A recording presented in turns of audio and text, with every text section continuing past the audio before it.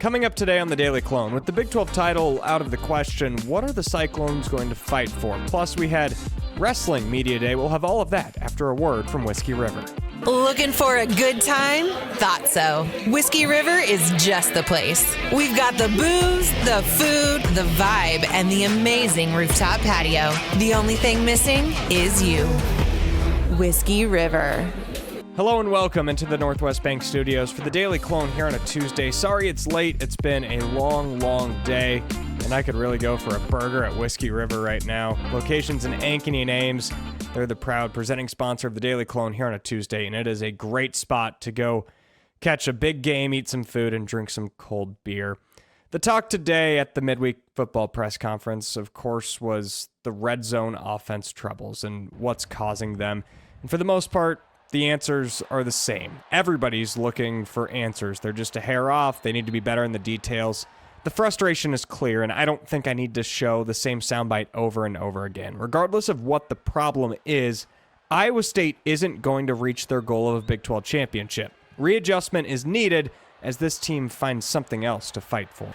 You have to kind of shrink your goals down and keep the thing small. When you look at the big picture stuff of what we're not going to accomplish this year or what we wanted to, didn't want to, it's overwhelming and it's just noise. That's taking away from why we're not scoring as many points as we are. So it's, look in the mirror time for everybody, for myself, to feel like how could we be an inch on, because I have no doubt I'm going to look back on the season and these games are going to haunt me forever because of how close we were. So for me, it's like, how can we watch it and get better? And there's enough for me to worry about. That's not the long-term goals. Like, my favorite thing about these guys, about our team, is the tight ends and Rocco and the players. So, like, I love getting to spend time with these guys. Like, they're the best kids to go through hard times with because they work. And they'll do anything they can to get it back on track. No one's pointing fingers.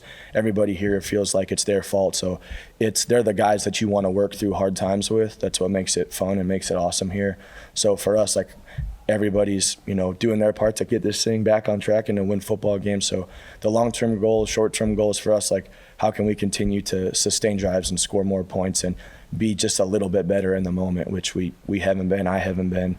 So that's enough, for me to worry about right now. Under Matt Campbell, this program has reached higher highs than anybody's ever seen in Ames. And even with that, there have still been some lows that Campbell and Taylor Mauser have been here for every step of the way. And they've got lessons they've learned that they can take into this stretch. I always say your scars are your superpower, and we've had a lot of ups and downs, and this is, as I've always said, this place you're always going to go up the rough side of the mountain, and you're going to have really tough challenges that are going to come your way. And I think that's been the really special thing about our program, is we've had this unique ability to always find a way to overcome them, and we do, because we've got a really great staff that works together. We've got a great team that works together. Certainly, there's great people that I'll reach out to, but at the end of the day, you got to use your players, you got to use your coaches, because I got absolute faith and trust in those people. And when we're working together and we're all pulling in the same direction, we'll pull through any hard things that come our way. The lesson, thinking from like the 2016 and even like the 2022 season, when you had so many of those close games that didn't go your way, and like the lesson for me is like to always like kind of look back on, not to sound cheesy, but like what the process is, and not get away from like I said, like what got you there, and to just like stay loyal to what we're doing every single day, and to like hug the people here, love the people here, because like that is what makes it special. Like, I've got to be with Coach Campbell for 12 years. I've got to be with Rocco for 4 years and Gabe Burkle for 4 years, and got to see these guys grow. Like, college football is insane right now. So the hard times make the good times better at Iowa State, and the journey is what's always made this place really, really special. So I know like there will be fruits at some point that we get to really enjoy, and they're going to feel better because of the hard times.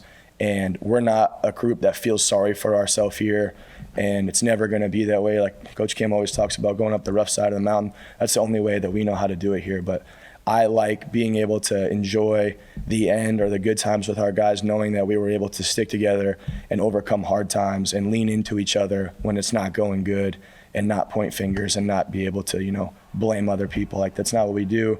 The struggle is what makes the highlights here even better. Some other football quick hitters. Arizona State quarterback Sam Leavitt is out for Saturday. That is a massive, massive development. We'll hear more from the players on what that could potentially mean for Saturday. We also learned that Kyjon Cummings-Coleman is out for the season. He tried to give it a go Saturday and just couldn't. He got injured in the Arizona game. And then it sounds like kicker Jace Gilbert has a shot to be back this Saturday. That would be massive for the Iowa State kicking game. We'll, of course, have injury updates throughout the week here on the Daily Clone. The wrestling team held their media day today, and while there's a lot of familiar faces like Younger Bastida, the Frost brothers, Anthony Enchimadilla, there are some new ones as well, and transfers Isaac Dean and All-American Rocky Elam, 4-time All-American at that. Head coach Kevin Dresser has been really impressed at how the team has meshed thus far. I was actually surprised to see how well, we had guys that would get in the portal, and then they'd make their announcement to Iowa State, and then they do they throw out a post of themselves wearing the new singlet, and then I was surprised at the number of guys that took that and shared that, guys in the team, even guys at their weight class. I was kind of surprised, to be quite honest, because, there's naturally a competitiveness. If you bring in a guy that's an All-American at my weight, I'm standing in the sand and I'm not giving any ground. And I think we got guys that are doing that, but I think just the personalities we've got have been very receiving and bringing these new guys in. And all these guys want to win as a team. So there's a silver lining there as well. For our full Wrestling Media Day coverage, head on over to Cyclone Fanatic on YouTube. Jacqueline Cordova, our wrestling expert, did one-on-one interviews with a lot of the roster. We've also got the full presser with head coach Kevin Dresser and an interview with Younger Bastida. Be sure to check all of that out as we get tuned up to wrestling season here in the heart of crossover season. There's no better time to be at CycloneFanatic.com or Cyclone Fanatic on YouTube. Thank you for supporting the Daily Clone here today in the Northwest Bank Studios.